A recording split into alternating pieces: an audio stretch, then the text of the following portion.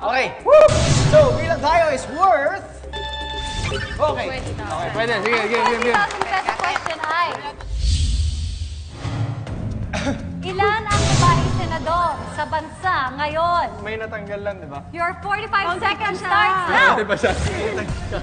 Akala ko natanggal na siya. Leila. Risa. Parang yun lang.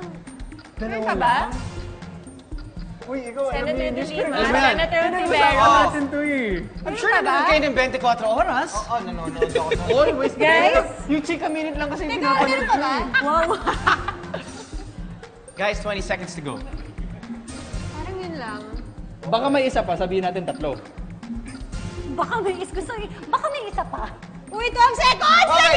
10 seconds left. Ilan? The last Ilan? answer. Dalawa. Sigurado na kayo. Sigurado na kayo. Sigurado. 3 seconds left. Hindi ba? Wait, alam mo, wait. Tama, actually, meron yata silang punto eh. Dalawa yung sinagot nila eh. Dalawa, kasi dun sila sure. May Oo. pangalan silang naibigay dun sa dalawa. Sino yung mga yun? Senator Si De Senator. Lima. Senator Laila De Lima? Yes.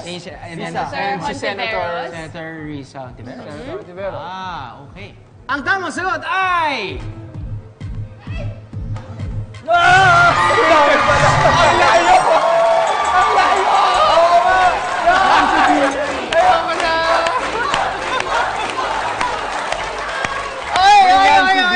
6 female senators. Let's name them. Isa-isahin natin. Senator Nancy Binay. Senator Laila De Lima. You've got Senator Risa Hontiveros. The first two, di ba? Of course, you have Senator Lauren Legarda.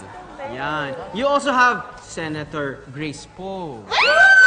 And of course, you also have Senator Cynthia Villar!